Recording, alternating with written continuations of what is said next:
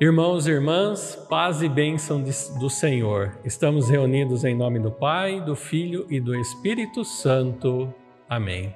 Nesta videoaula, ainda vamos continuar com o estudo do capítulo 1 da primeira sessão da parte 3 do Catecismo, onde se apresenta o tema sobre a dignidade da pessoa humana.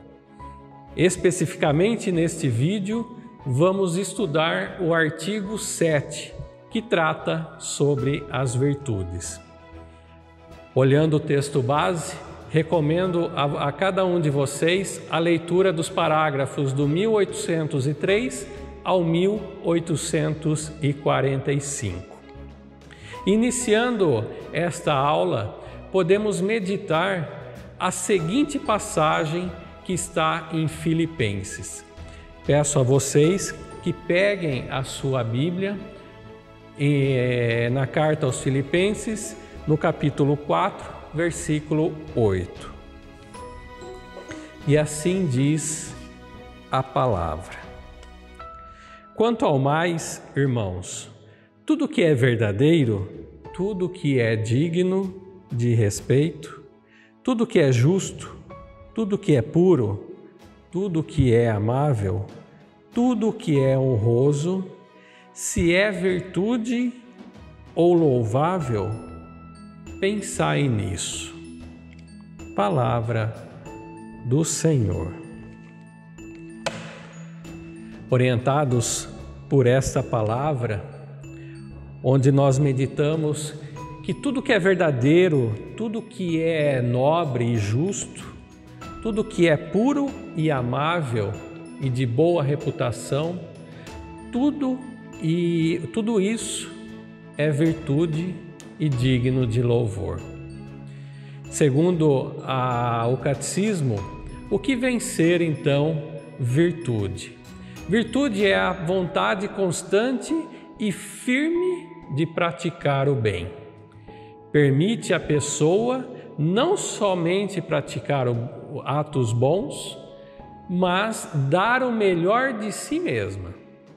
A pessoa virtuosa tem para o bem, tende sempre para o bem, como todas as suas forças sensíveis e espirituais. Procura o bem e opta por ela em atos concretos. Virtude, meus irmãos, é uma característica do homem saudável, da pessoa saudável. As virtudes são ferramentas que nos ajudam a combater todas as doenças espirituais. O fim último de uma vida virtuosa consiste em tornarmos semelhantes a Deus.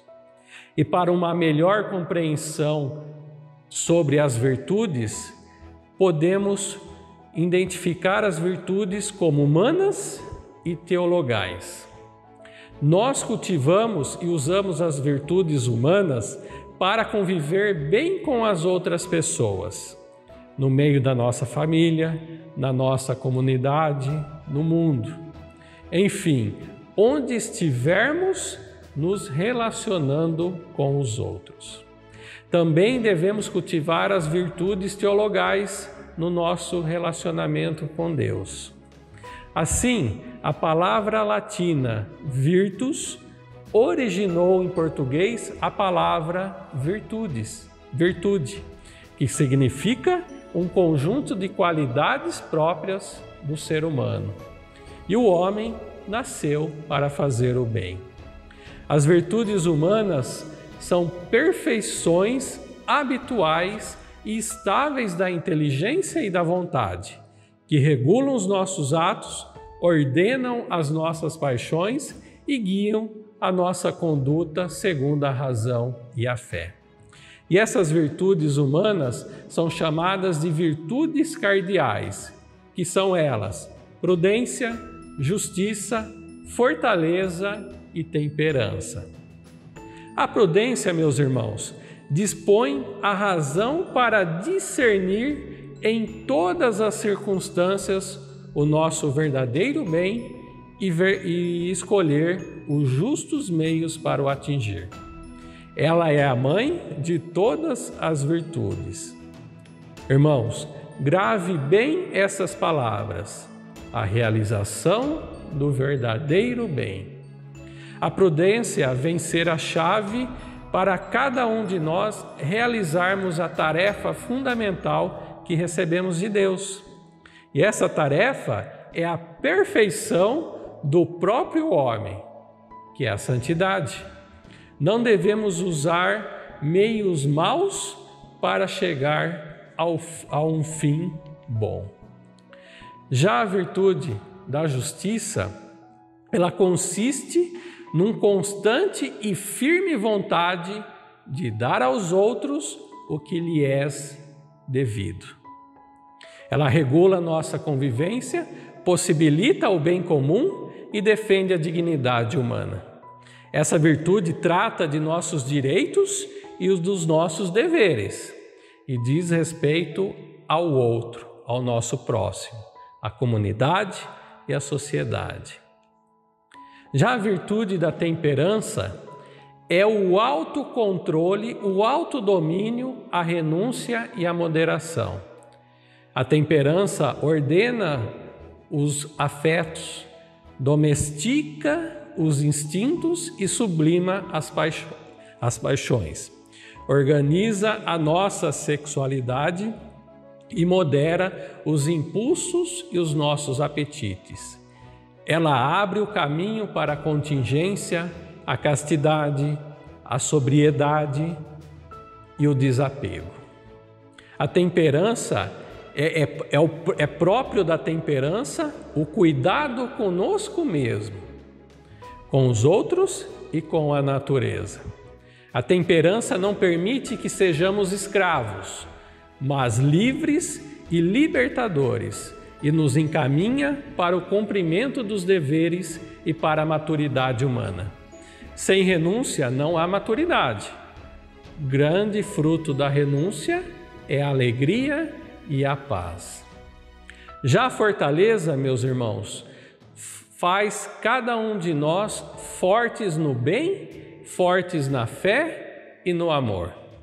Leva cada um de nós a perseverarmos nas coisas difíceis e árduas, e a resistir à mediocridade, a evitar a rotina e as nossas omissões.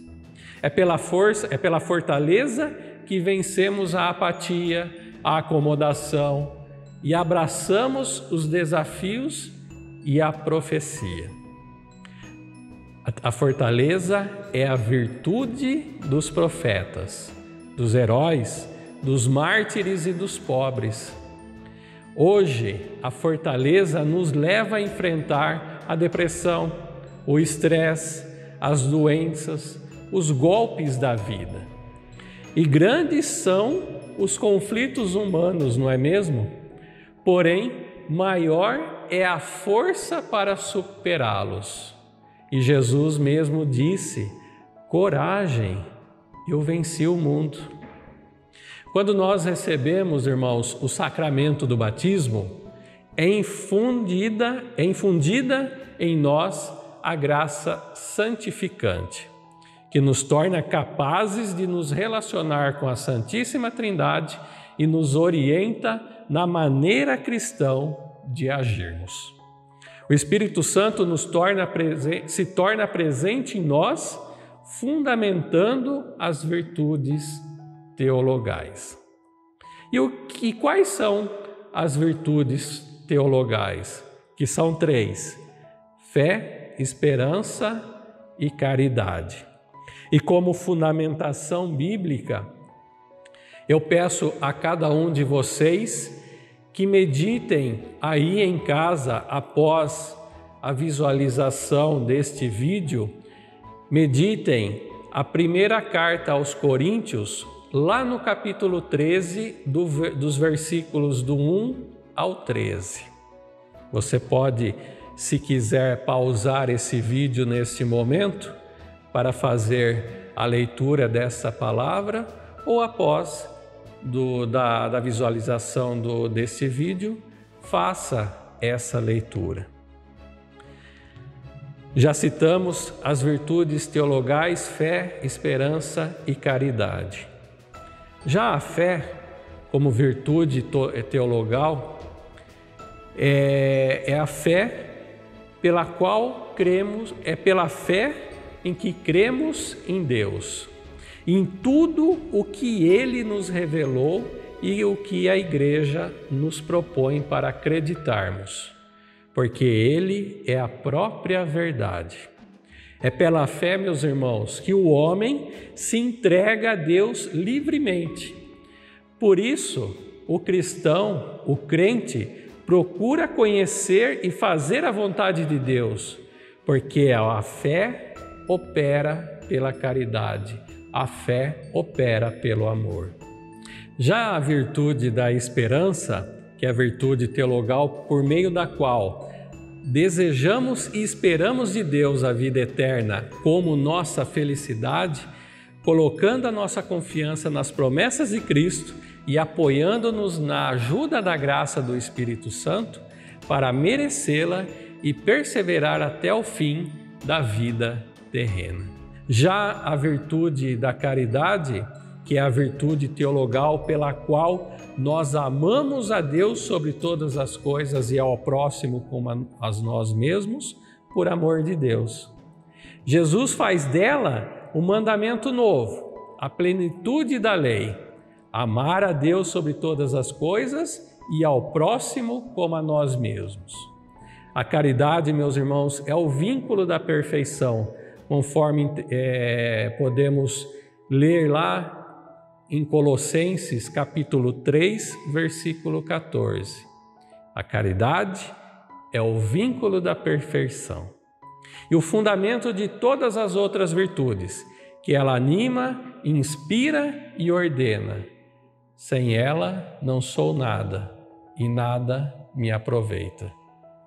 No entendimento, então, dessas virtudes teologais, convido a cada um de vocês a rezarem pedindo essas virtudes, a fé, a esperança e a caridade. Essa prática, meus irmãos, a Igreja sempre nos ensinou. São 3 orações pequenas, mas muito profundas. Se você não tem impresso, a gente tem a opção de procurar na internet esta oração, essas 3 orações sobre a fé, sobre a esperança e sobre a caridade. E resumindo então esse encontro, temos a certeza de que a nossa vida moral é sustentada pelos dons do Espírito Santo.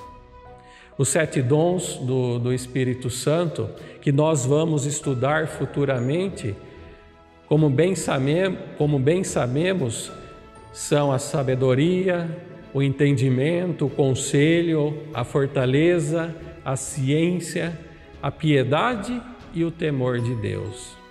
Eles completam e levam à perfeição as virtudes de quem os recebe, ou seja, nos tornam fiéis, dóceis às inspirações divinas.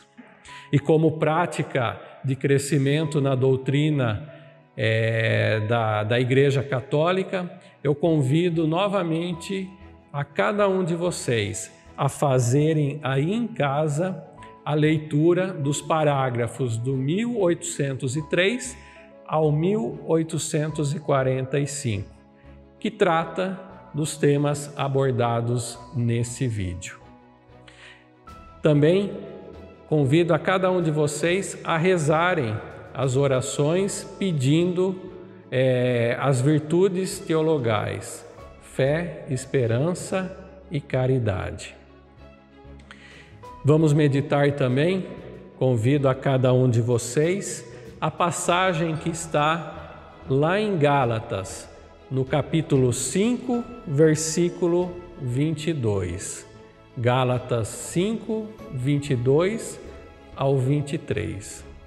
Pois quando alguém aceita Jesus como seu Salvador, o Espírito Santo passa a morar dentro dele, passa a morar dentro de cada um de nós. E isso transforma a vida de cada um de nós. O fruto do Espírito Santo é o resultado da ação do próprio Espírito Santo na vida do cristão. E para terminarmos este momento de formação, pergunto a cada um de vocês: qual é o fruto que você mais necessita neste momento? Qual é o fruto do Espírito Santo? Eu peço a Deus o fruto do domínio próprio, que o Senhor nos ajude a ter o controle sobre as nossas vidas e tudo o que fazemos. Não somos mais escravos do pecado. Que assim seja. Em nome do Pai, do Filho e do Espírito Santo. Amém.